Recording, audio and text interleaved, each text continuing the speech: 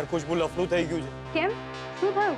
ઓલા ઉત્કર્ષને ખબર પડી ગઈ કે શરબતમાં આપણે દવા મિક્સ કરી હતી? ઓહ, એવું ના બોલ. સારું થયું કે હજુ સુધી એ વાત બહાર નથી આવી. પણ મારા બાપાને ખબર પડી ગઈ છે કે રક્ષાબંધનના દિવસે હું કિંજલના ઘરે સુશાંતવાળી સ્ટોરી બોલીને આવ્યો છું.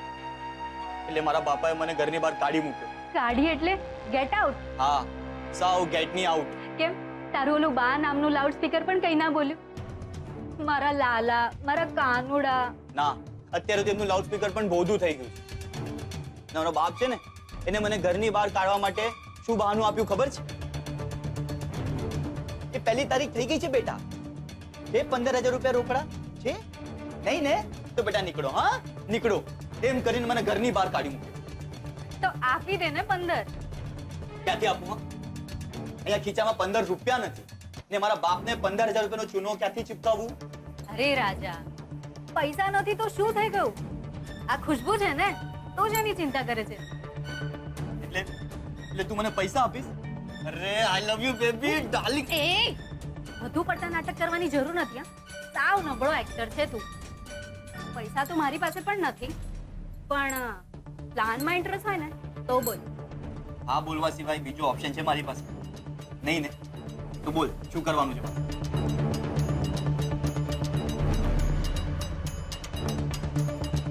અરે વાહ ખુશ્બુ.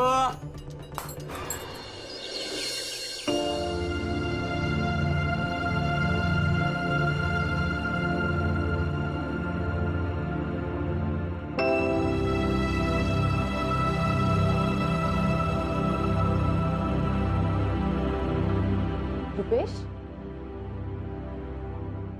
શું થયું? કેમ આવી રીતે આમ એકલો બેઠો છે? ફોન પર પણ તારો અવાજ ઢીલો ઢીલો લાગતો હતો. પપ્પાજી સાથે ફરી કઈ બોલવાનું થયું? મમ્મી પપ્પા ઘરમાં હોય તો બોલવાનું થાય ને. એ બંને તો નવસારી ગયા છે. ને ઉત્કર્ષ ક્યાં છે? મેં એને પણ આજે સવારે ફોન કર્યો હતો. એણે પણ હા હું કરીને ફોન કાપી નાખ્યો. તમારા એપના બિઝનેસમાં તો કોઈ ગડબડ નથી થઈ ને? ના, પણ મારી લાઈફમાં ગડબડ થઈ ગઈ છે સેજલ. સેજલ, હું તારી પાસે કે માંગુ તો તું આપીશ મને? આવું કેમ પૂછે છે રૂપેશ?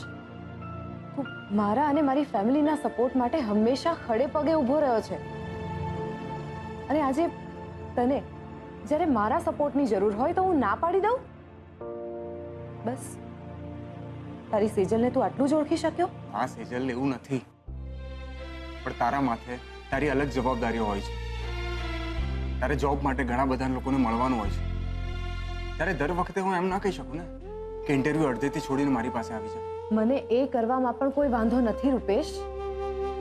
ઇન્ટરવ્યુઝનું તો શું છે, રોજનું થયું. આજે બોલાવશે અને કાલે ના પાડી દેશે, પછી ત્રીજા દિવસે પાછા ફોન કરીને કહેશે કે આજે આવી જજો ને.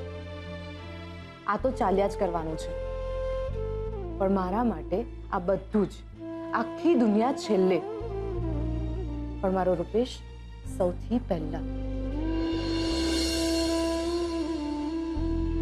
એટલે કોઈ દિવસ એવું ના વિચારીશ કે સેજલને કાંઈ તકલીફ થશે.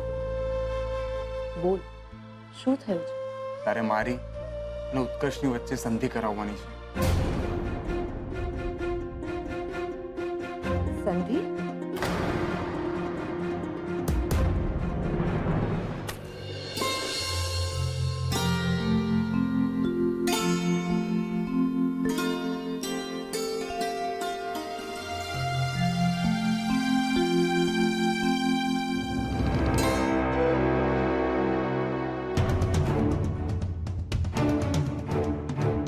સાહેબ, તમે ચિંતા ના કરો, મારી કિંજલબેન જોડે વાત થઈ ગઈ છે.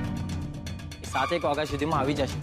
ગુલાબ, કામ તો માત્ર 4 કલાકનું હતું ને, આટલું બધું મોડું કેવી રીતે થાય? એ હવે હું કિંજલબેનને કેવી રીતે પૂછું?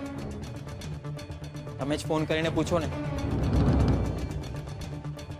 ઠીક છે.